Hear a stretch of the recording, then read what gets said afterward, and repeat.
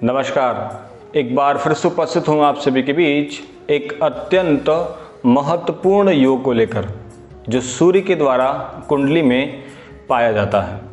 यह भी एक विशिष्ट योगों में देखा जाता है। अभी तक हमने पर्वत योग, अमला योग, गजकेसरी योग के बारे में बताया था। वह सारे लिंक डिस्क्रिप्शन बॉक्स में मिल जाएंगे, आप वहाँ से देख सकते हैं। प्रिय दर्शकों, यदि आप हमारे चैनल पे पहली बार आए हैं तो वीडियो को लाइक, चैनल को सब्सक्राइब कर दें और नोटिफिकेशन को भी ऑन कर दें, ताकि ज्योतिष से संबंधित हर वीडियो सबसे पहले आप तक पहुंचे। आइए हम आज बासी योग के विषय पर चर्चा करेंगे। कुंडली में कोई न कोई योग बना ही रहता है, बस हमें उसे देखना है। उसकी महादशा, अंतरदशा में हमें उसका पूर्ण रूप से लाभ मिलता है यदि वो दोनों अच्छी स्थिति में हो, अच्छे अंश से युक्त हों। तो सबसे पहले तो लग्नेश को देखना चाहिए कि लग्नेश आपका कहाँ बैठा है। यदि लग्नेश अच्छी स्थिति में है, लग्न की अच्छी डिग्री है, लग्नेश की अच्छी डिग्री है, यानी कि अच्छे अंशों से युक्त हैं, तो इन योगों का निश्चित रूप से आपको लाभ मिलेगा। यदि लग्नेश निर्बल है, लग्नेश अच्छी डिग्री से नहीं है, अच्छी अवस्थाओं में नहीं है, तो इन योगों की महादशा, अंतरदशा आने पर बहुत कम मात्रा में लाभ होगा। और फिर आप यहीं पर प्रश्न आपका उठ जाता है कि हमारी कुंडली में तमाम योग होने पर भी हमें उसका लाभ नहीं मिलता। तो यहाँ पर तो हम सिर्फ बासी योग का विचार कर रहे हैं, लेकिन आप अपनी कुंडली में लग्न, लग्नेश की स्थिति को निश्चित रूप से देखें कि उसकी स्थिति क्या है। तो बासी योग जो होता है वह किस नियम से बनता है, आइए इस पर चर्चा करते हैं। बासी योग में सूर्य को लिया गया है। सूर्य के द्वादश स्थान में कोई भी ग्रह हो, चंद्रमा के अतिरिक्त, चंद्रमा को यहाँ पर नहीं लेना है। सूर्य के द्वादश भाव में कोई भी ग्रह हो चंद्रमा के अतिरिक्त, तो बासी योग का निर्माण करता है।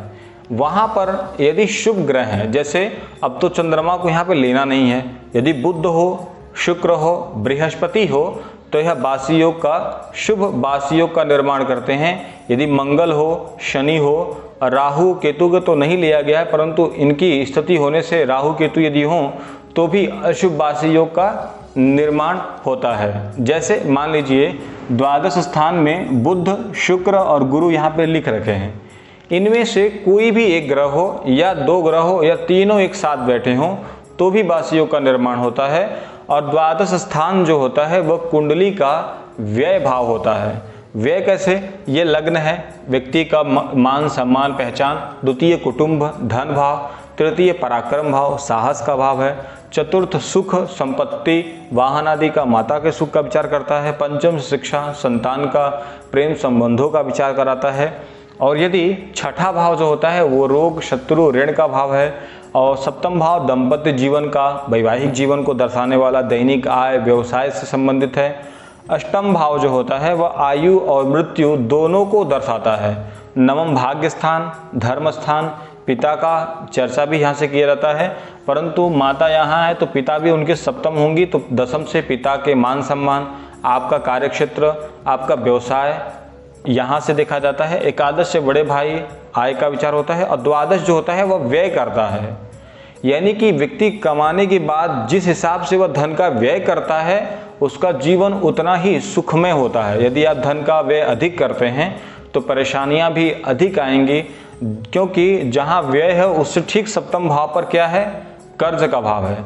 व्यय अगर आप अपने क्षमता से अधिक करते हैं, यानी कि आपके आय और धन से अधिक आपका व्यय होता है, तो आप कहाँ से लेंगे? तो अब उससे सप्तम आएंगे और आप कर्ज लेकर धन का व्यय कर डालेंगे, जिसकी वजह से आप परेशानी में पड़ सकते हैं।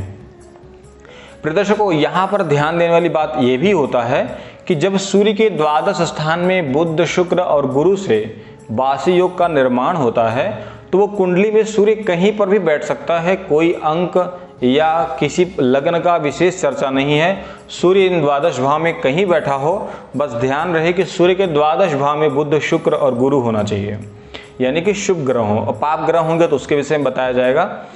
यदि वह शुभ ग्रह हैं तो जिस भाव के स्वामी हैं या जिस भाव से संबंध कर रहे हैं, जिस भाव पर उनकी दृष्टि है, जातक को सूर्य की महादशा में उन ग्रहों की अंतरदशा आने पर उस भाव से विशेष लाभ होगा।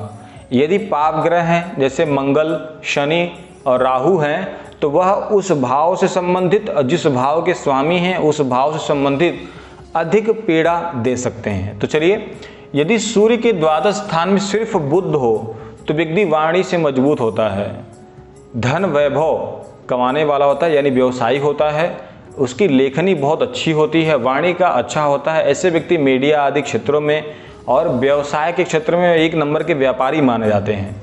यदि शुक्र के द्वारा बनता हो तो व्यक्ति फिल्मी दुनिया में जा सकता है, अट्रैक्शन जहाँ पर सबसे ज़्यादा लोगों का मिलाव हो, जुड़ाव हो, वहाँ पर भी जा सकता है, यानी राजनीतिक क्षेत्र में भी जा सकता है। कला कौशल का मालिक है, यानी सुंदरता के प्रति वह अपनी नई नई खोज कर सकता है। बृहस्पति के द्वारा बनता हो वासी योग तो व्यक्ति लेखनी बहुत मजबूत होती है, सद्बुद्धि वाला होता है, बुद्धि से कार्य करने वाला होता है। अपने वह एक तरफ से देखा जाए तो सूर्य पिता का कारक है, तो सूर्य से द्वादश बृहस्पति जाने से पिता में मान सम्मान बढ़ाने वाला, पिता से अच्छे संबंध बनाने वाला होता है। यही यदि अशुभ ग्रहों से बनता हो, मंगल, शनि और राहु से बनता हो, मंगल से बनेगा तो व्यक्ति को वाद विवाद में फंसाने वाला, हर बात पे किसी न किसी से मुंह जोड़ होने वाला, यानी कि उससे अच्छी व्यवहार न बनने वाला। शनि से होता हो तो व्यक्ति घर में कम रहता है, बाहर अधिक रहता है। यदि वह जन्म स्थान से दूर रहता है तो उसके लिए कुछ अच्छा होता है, परंतु वहाँ पर वह परेशान रहता है। राहु से बनता हो तो बेहद दुखद प्रसंग होता है उसके जीवन में, वह हर चीज़ उससे, क्योंकि सूर्य भी विच्छेदात्मक ग्रह है, मंगल भी विच्छेदात्मक ग्रह है, सबसे ज़्यादा विच्छेदात्मक शनि है, तो उससे ज़्यादा राहु है, तो वो उस व्यक्ति का पहचान भी खत्म कर देते हैं। कई बार ऐसी स्थिति देखी गई है। बस हमें ध्यान ये देना है कि सूर्य के द्वादश भाव में शुभ ग्रह हो तो शुभ वासी योग, सूर्य की महादशा में सूर्य की अंतर्दशा उन ग्रहों की आने पर विशेष लाभ होता है। यदि मंगल, शनि और राहु के द्वारा बनता हो तो वो भी बेहद दुखदायी प्रसंग का निर्माण करते हैं। प्रिय दर्शकों, सबसे ज़्यादा जरूरी होता है हमें शुभ व अशुभ ग्रहों की स्थिति को देखना। आज की वीडियो में इतना ही, मिलते हैं अगले वीडियो में। नमस्कार।